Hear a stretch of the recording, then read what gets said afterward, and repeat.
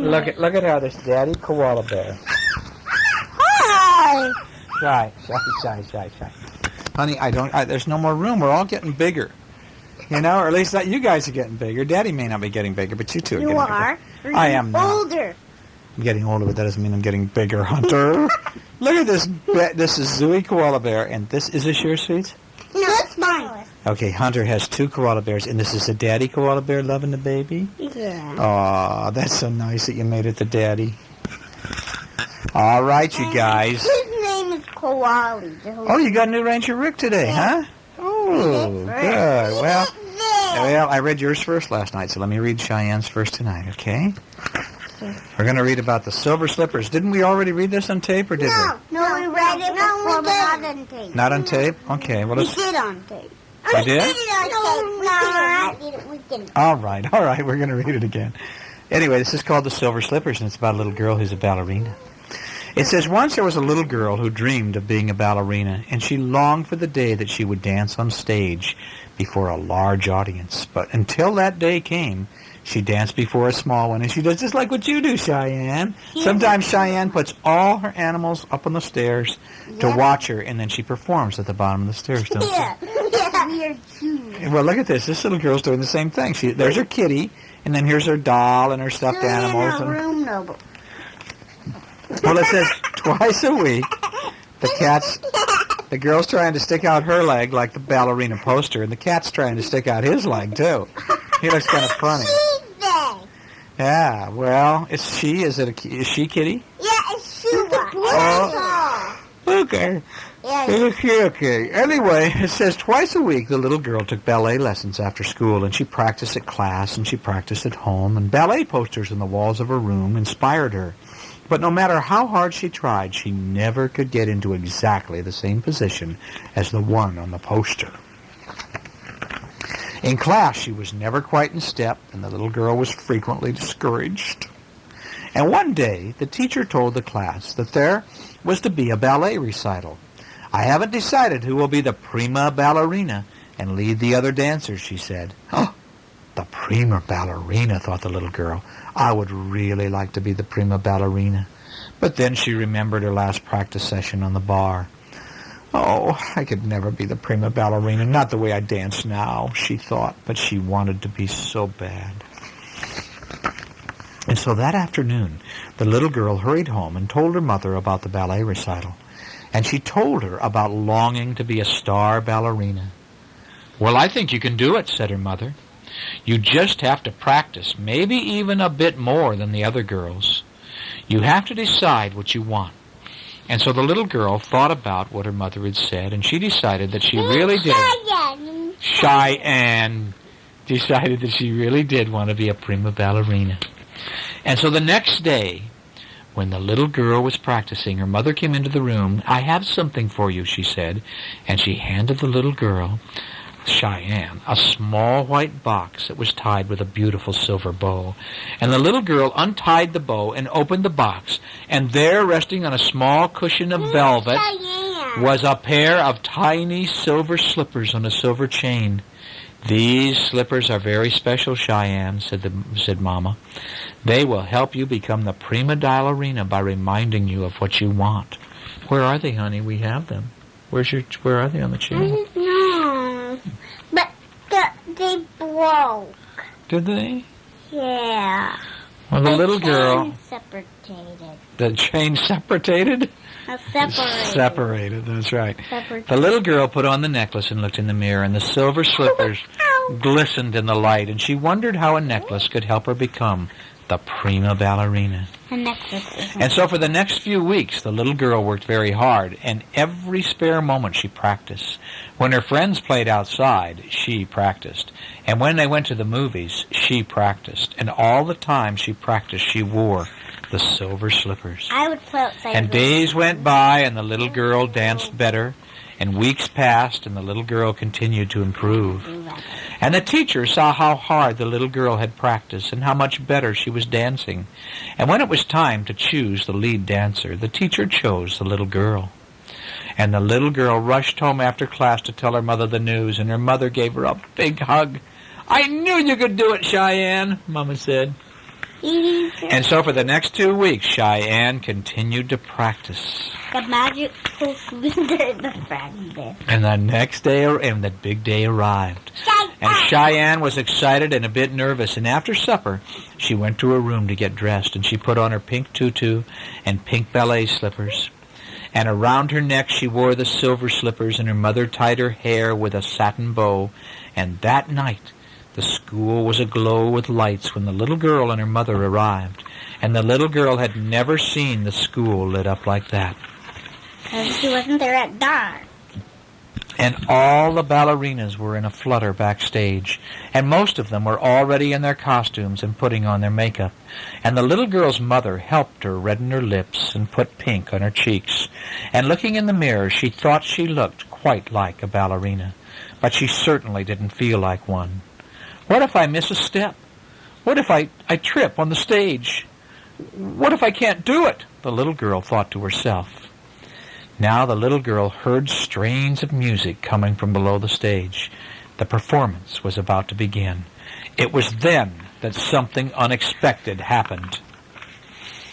While still in the wings, the little girl had a chance to look out at the audience. All those people. She became frightened. How can I dance in front of all those people, she thought. I know I've dreamed about dancing on stage, but I feel so nervous I can't do it. And then she remembered the silver slippers that Mama had said. These are special silver slippers. When I see them, I remember what I want to do. And I do want to be the prima ballerina. I've worked hard and practiced, and I've danced all the steps before, many times before. And I can do it again. And just then, the piano sounded her entrance, and Cheyenne took a deep breath and began to dance out onto the stage. And she started a little shakily, but with each twirl and spin she became more confident, and what's more, she never missed a step. And the curtain fell, and applause filled the auditorium, and everybody clapped for Cheyenne. Her name was Beardo. Hunter, don't do that now. This is Cheyenne's story. And after the performance, the teacher came to the stage and presented the little girl with a bouquet of red roses for the most improved ballerina who became the star ballerina, she said. And the audience cheered, and especially Daddy and Mama. And from then on, Cheyenne wore the silver slippers every time she practiced. And on the days when she was learning a new step, or one that had been especially difficult, she would practice harder. And it was true, the silver slippers were special, for they reminded her of what she really wanted, which was to dance her very best. That's a nice little book, The Silver Slippers. I loved it too. We're going to read Ranger Rick magazine for April 1993. Of course, this is only March 1993, isn't it? March 15. April. Now, well, April's next month. Daddy's birthday and Cheyenne's birthday is in April. I told Cheyenne that. And then Is this a funny-looking frog on the cover? Summer. Mm-hmm. It's getting close to summer. Look at this frog. Painted right. I know, he looks like he's painted. I was going to say the same thing. Doesn't it look like somebody put paint all over him? Oh, what are these? Baby alligators. Baby alligators. They're saying this guy's got 4 of them in his hand. It says this is a gator grab. These week-old alligators hatched near a pond in Florida. But whoops, the pond was in the middle of a golf course, and dozens of babies had to be caught and carried to a nearby river. Alligators were born on the golf course. Oh, my goodness. Maybe I thought it was in San Diego because their golf course is full of water. Yeah, but yeah, it sure was, wasn't it? But no alligators out here. Look at this. Here's a hummingbird. Remember when we read the hummingbird story about last week? About the hummers, and we learned all about how they go way down south in the winter. And look at, there's a ruby throat, just like the one we read about. Ruby Throat. His name is Ruby Throat. Right. Oh, look at, here's a very close-up of him now. Look at this. A male broad-tailed hummingbird seems to hang in the air as he sips nectar from a horsemint flower. His mate below buries her head deep in the trumpet creeper to reach the nectar. Look at that. She's going in there to get the flower. Are males the stuff out. boys or girls? Males or boys? And males have the ruby throat. See, she doesn't have one. The girls don't have one? The girls like this. The males are prettier in animals. I don't think that's true when it comes to people. The girls get to be the pretty ones. Oh, look at this little girl who's got a big, huge snake wrapped around her. It looks like a python. It is. Why are they called pythons, Hunter? Because they eat pie. Because they eat pie? Oh, Hunter Shane. That wasn't fair. I don't know about you. Look at, if we got one of these type of feeders, hummingbirds would come and feed on it. Yeah, but what do they drink? Blood? Yeah, we'll put blood in. They're like blood. No, it says they eat blood? You know what it is, really? It's sugar water. Really? Yeah. Why is it red? They put blood in there. I don't know. Must be put some red sugar water in it. Tornado. Ooh. They dyed it. Tornadoes are horrible. We don't have many tornadoes out here. What are tornadoes? When this huge storm comes down out of the sky and goes and whips around so bad it knocks down houses. Oh, and it takes them in? Yeah, sometimes like in the Wizard of Oz. Fly? Like in the Wizard of Oz, yes. Look up in the sky. It spins, it roars, it destroys everything in its paths. It's a tornado. The swirling, whirling winds of a tornado are the fastest on Earth.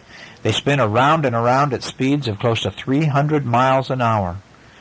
Now blow on over to the next page for more about these wild winds. Now what's this? Have mercy. Have mercy. Have mercy. What's that? What are you talking about? Or a bag full of tricks. You guys are wild.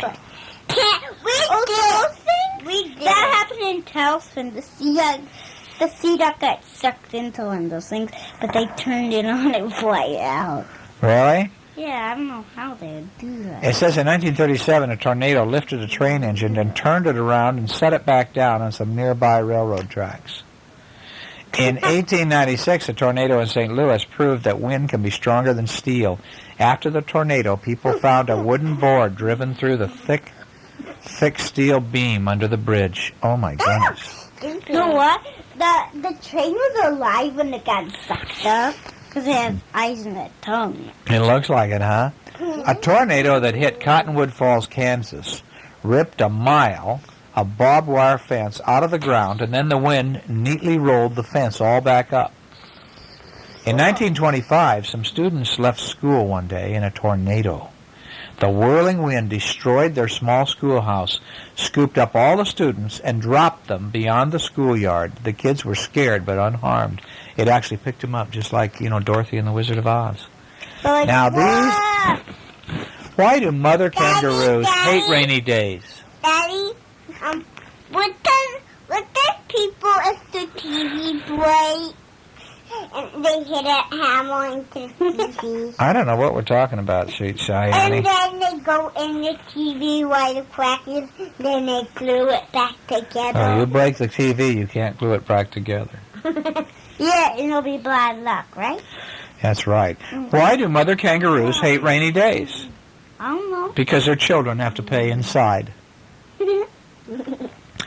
What do you get if you blow warm air into a rabbit hole?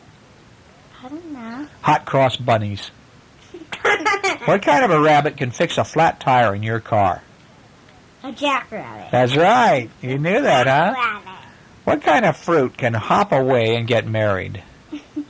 A bunny. A cantaloupe. Cantaloupe.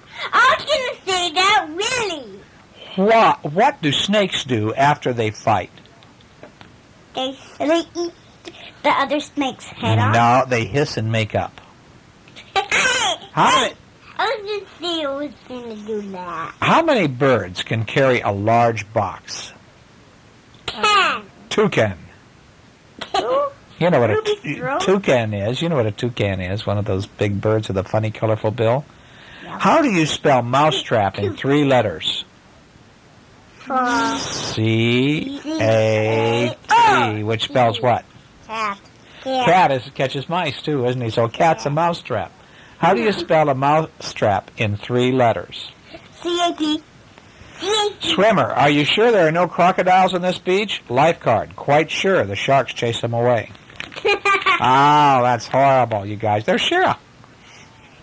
Meow, meow. No, she's saying meow, meow, get out of here, meow. This is called the Rap Team to the rescue. The world's rainforests are going fast, but a team of super scientists is working even faster to save them. They only have 4 people in the team. That's right, it looks like. It's a rapid assessment people. program. Oh my God, these people. 1, there's 2, 3, 4. There's Fred Tenner from Nickelodeon. Is he from Nickelodeon? Yeah. He has a beard. Yeah. We're learning all about the rainforest. All about these little animals. And if they let the animals... Possum. No, it's not a possum. What is that? Oh, it's a weird thing. A The rat. bat. The bat. It's a bear. Let's see. It's an It's a weird Olingo. bear. Olingo? which is rarely seen. Mango. It's a mango. It's a mango. While Louise finds a mammal, she knows that his plant or animal foods must be there too. For example, spider monkeys usually eat the seeds of varrolas. What are spider monkeys there? We saw spider monkeys, remember, at the zoo? Yeah. At the San Diego Zoo again? At the San Diego Zoo? What's this? A cheetah. A wildcat. A wildcat. A cheetah. It says top cat. At the top of the food chain, jaguars eat lots of smaller animals. These animals eat seeds from tall rainforest trees. Take away the jaguar and too many smaller animals are left. They eat too many seeds, so there are fewer trees. Then the balance of the forest gets out of whack. No, they eat small animals. They like Scuttle? Oh, he'd eat Scuttle in a moment. Scuttle would probably jump on his back. I don't think Scuttle could stop a jaguar from eating him. I'm afraid a jaguar would just eat him up. Well, Shira would claw him. I think Shira would get eaten up too. Look at those possums. Yeah. Should we go back and read that Ranger Rick story? Yeah. Ooh, weird things. You know, look at when they're baby, they look like some poop. Yeah, they're really pretty little. What's that? This possum sneaked into someone's shed to find a place to live during the night. It might sneak out and raid the flower garden. Doesn't look like a possum to me. It looks like a bat rat. Yeah.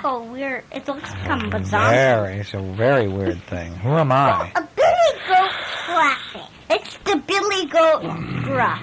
It's a billy goat gruff? What are these? Billy goat. Owl! Baby owl. Baby owls, that's right. Ew, they made that frog bubble. Yeah. What in the world is that thing? Yeah, weird. What in the world? I don't know, but I don't like the looks of it. Do you? It got a mohawk. It kind of does have a mohawk, doesn't it? Yeah. Kind of like it's got shades over its eyes, doesn't it? Going like, you know what? He works with Rockadoodle. I think we ought to look and see what's on the back cover. It's called a cone-headed katydid. Cone-headed. There's its eyes. There's its eyes, and there's its nose. I don't believe those are his eyes. Yeah. It looks like bad news. See the black mask? Those are the mouth parts. It can really crunch, but the insect usually eats leaves in its Central America rainforest home. Will it eat people? No, just eats leaves. Bite them? You know, Are they no, they're not. They're just little katydids. Well, shall we read do we have time to read the Ranger Rick story? It looks to me like we do. Ranger Ricky. Do you guys like Ranger Rick stories, don't you? We like them! We like them! Okay, here we go. Ranger It's called Rick by whoever. Well, it says the story is by Jody Marshall, and it says the gang discovers a steamy problem in paradise. It says Ranger Rick Raccoon and his friends stood looking at a huge volcano. Is it gonna erupt? I don't know. Erupt? That'd be bad, wouldn't it? Yeah. It says wisps of steam rose slowly out of the volcano's crater. Wow, was all Rick could say. and the gang from Deep Green Wood was having a great time vacationing on the island of Hawaii, and the biggest of all the Hawaiian islands. And more than anything else, the animals wanted to see the island's fabulous volcanoes. So here they are in Hawaii, Volcano National Park. Honey, let me read now. Okay, but Daddy, I love you. Oh, I love you too, sweet bird. I love this one too over here, Mr. Hunshane too. Mama. But do you want me to go ahead and read this now or not? Okay, now. Mama. So they're in Hawaii at the Volcano National Park. Shh. Now, come on, let me read it. Gosh, said Sammy Squirrel. He says, being so close to a volcano is kind of exciting and a little scary. What if it blasts off? You mean, what if it erupts? Boomer Badger said in a snooty voice. Yeah, right, answered the squirrel. Don't worry, Sammy, Rick said kindly. We're safe here in the park.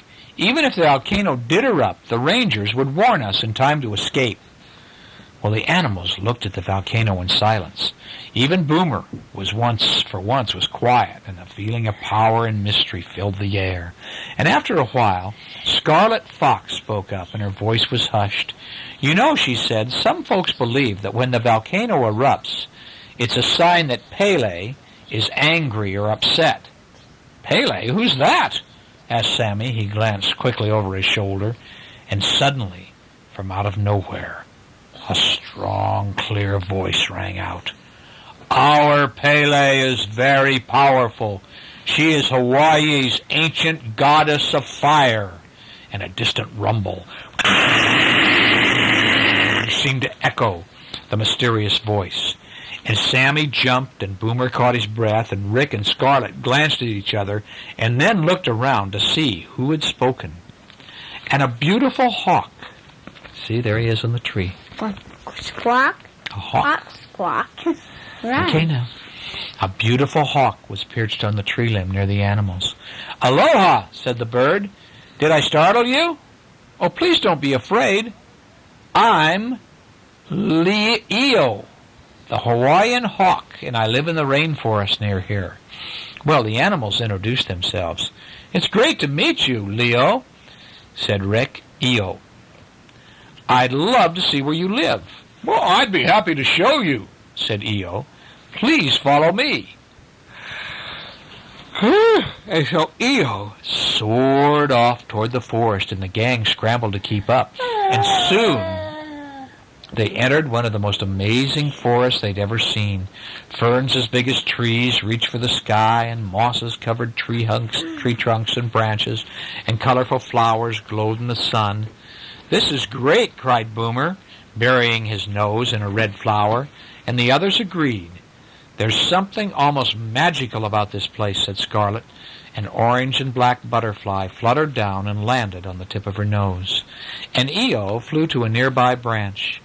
Yes, we believe it is magical, but it also could be in great danger, she said loudly. Well, the gang listened as Eo explained what was happening here.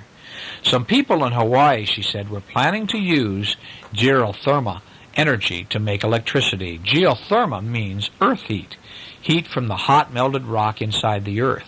And some of this heat turns underground water into steam. And near many volcanoes, the steam comes very close to the earth's surface. And so here people can drill down, collect the steam, and use it to make electricity. And many people think that using geothermal energy is a good idea, continued Eo.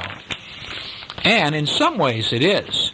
You see, most electrical power plants burn coal or oil to make steam, but that causes air pollution, and geothermal energy is almost pollution-free.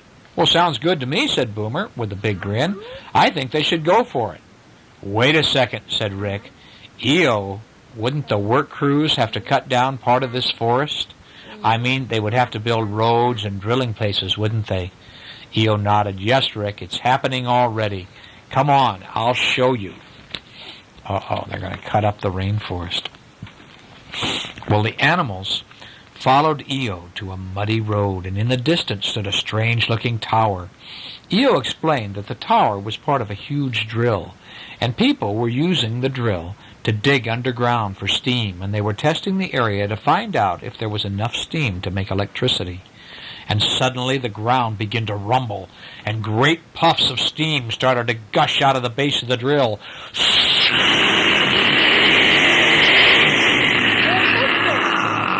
"Oh no, it's a blowout!" shouted Eo. "What's a blowout?" Scarlet began. "There's no time to explain," interrupted the hawk. "Quick, follow me, run for your lives!"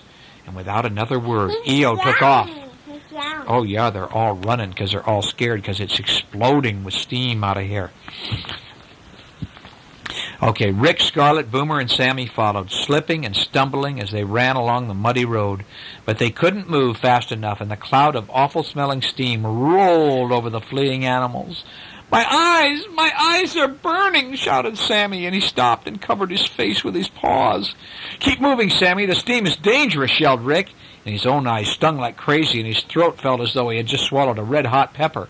But wheezing and coughing, the animals scrambled away from the steam as fast as they could, and Eo called to them from overhead. "This way," she shouted, and she flew away from the road and into the forest. And the nearly blinded animals did their best to follow, and finally Eo landed on a limb, and the animals gathered around her. "We're safe here," she said. "The drilling area is far behind us now, and the wind is blowing the steam in another direction." "What happened back there?" asked Scarlet in a hoarse voice, rubbing her teary eyes. Well, Eo explained that clouds of poisonous steam can sometimes escape from drilling areas without warning. That's one of the reasons many people don't want geothermal energy to be developed, she said. But there are other reasons, too, the hawk added, looking out over the forest. For one thing, many people are worried about the forest's endangered plants and animals, including Hawaiian hawks like me. And for another, Eo paused and looked toward the volcano.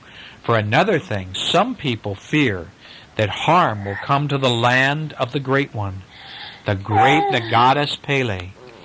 The legend of Pele has been important to native Hawaiians for thousands of years, and for that reason this area, Pele's home, has special meaning to many people, and others should respect that.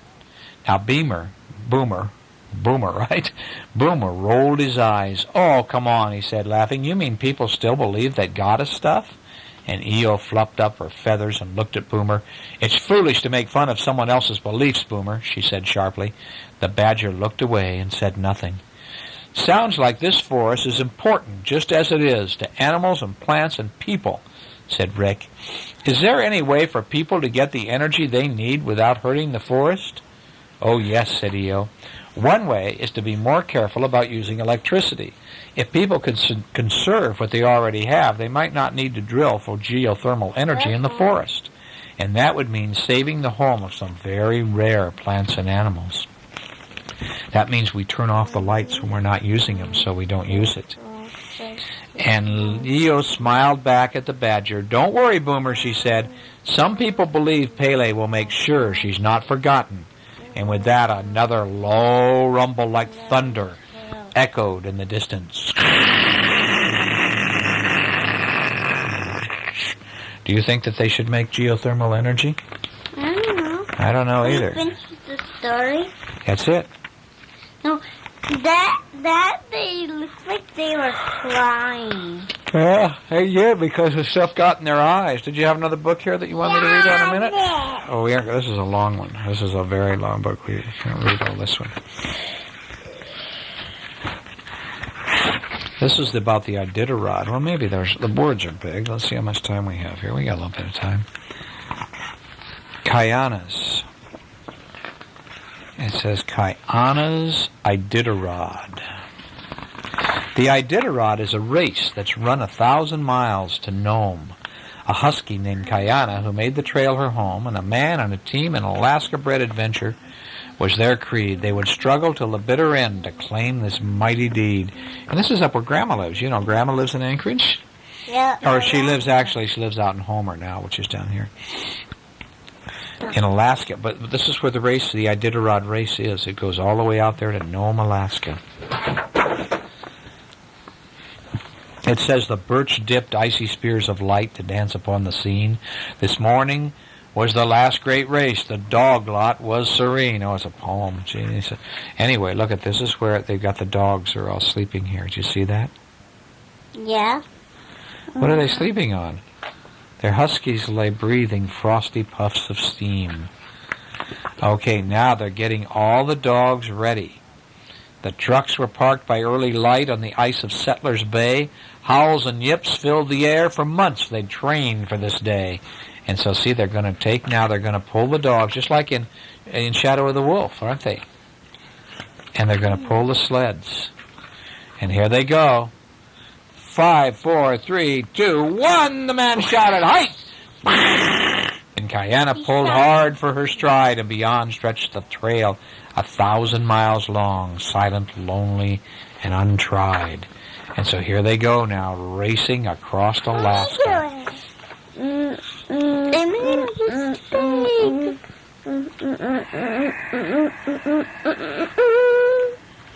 Let me do it.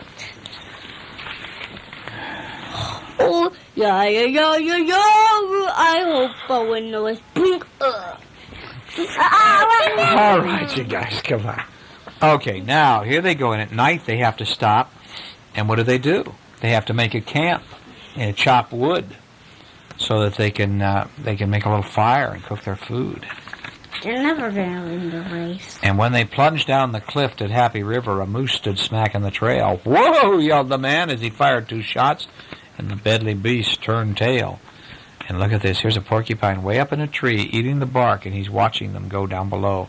You'll never kill him. Only if he jumps them. I don't know. Look at them going night and day. They started the climb after 4 hours' rest up to a sea of endless white. In bitter cold they reached the top, a moonscape bathed in light. Roan River Cabin was a welcome sight as the dogs struggled down to pass the night.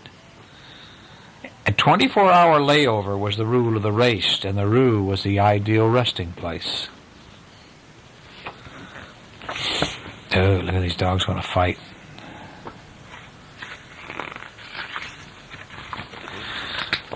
Oh, here they are again. Afternoon, they pulled into Farewell, 200 miles from home. Weak dogs were loaded on bush planes, worn out, and never reached Nome. They're going to take that dog home because he couldn't make it. He wasn't strong enough. Why? Well, I guess he just wasn't strong enough. He hadn't been trained enough. School was out early in Nicolea, and children scampered to meet the teams. March was the month for dog racing, when Iditarod filled their dreams. Look at this. Oh, they put stuff on the dog's feet? 4 hours on, 4 hours off. Rest when the sun is high. Eat, then sleep, then hit the trail. Our faster teams pass you by. The Dakota winds past McGarth. At night it was 40 below. Bright cotton booties Kayana wore as she plashed through the overflow. The coffee was hot in Ofar. 8 drivers slept hard on the floor. When one man moved, the other stirred. They kept one eye peeled on the door, because they don't want anybody else to leave and get ahead of them. It was a gold rush trail they traveled next day, past towns long covered with dust. Poor man, cripple, ruby, and long, roadhouses abandoned to rust. Down the mighty Yukon they raced as the slower teams fell behind. The man fed them broth and doctored their feet. He was a tireless, tender, and kind. Look at, he's making their feet fit, trying to fix their feet. Ooh. Wow. Galnea was past, Nateo ahead, when the wolves slid out of the brush. The call of the wild sang in the wind as the team surged ahead with a rush. Look at that, the wolves are trying to call out the dogs so they can eat them. Inside the checkpoint at Caltag, weary mushers plotted and schemed. When the fire died to coals, they finally slept, but the trail was the stage of their dreams. There they're going. Look at this. They're going on and on. At Unalakti, the teams turned east under the ice of Norton Sound, and the houses at Sheltoklik fought the wind with cables set deep in the ground. And out on the ice, Kayana was lost. She didn't know which way to go. The trail was gone. The sky was white, buried by raging snow. And all around her head it swirled, and her muscles screamed in pain, and every step back was a moment lost. A foot the storm had gained, and then up ahead a stake appeared, solid in the ice. Kiana knew the trail was found, but the team had paid a price. You can't go to that.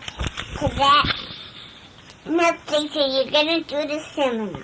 Exhausted and frozen, they stumbled along till nighttime grayed to dawn, and beyond the checkpoint at Koyuk, only 9 dogs would push on. Look at this. And so they're just going on and on. Oh.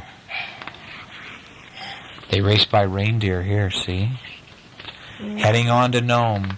In White Mountain, the old women met them with berries and caribou meat.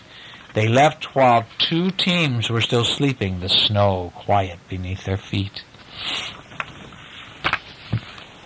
Oh, look at this. Nome is 20 miles. They're almost there. The 3 teams raced in single file as the sun dipped low in the west. It was now or never, win or lose. Could Kiana prove she was best? And the other mushers drove with their headlamp aglow while the man preferred the night. So Kiana crept by in the shadow of dark, out of the range of their light. And when they were past, she heard the man yell, and a crowd began to cheer.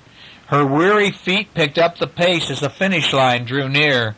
Her canine heart swelled with pride. It was a gallant thing she'd done. As they crossed beneath the famous arch, Kiana's race was won. End of the Iditarod dog race. 1,049 miles from Anchorage to Nome.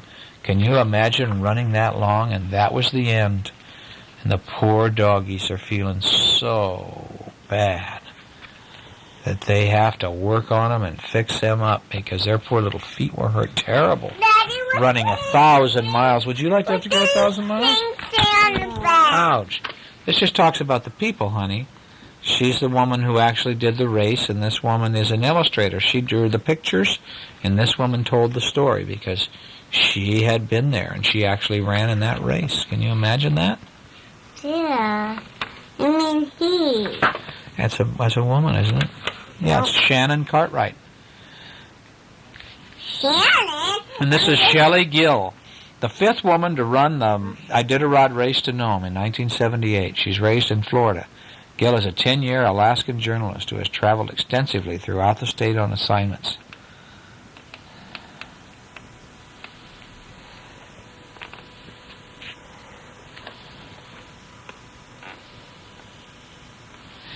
Pretty good, huh? You guys falling asleep? Oh, it's 10 o'clock. It's time for you guys to go to bed and go.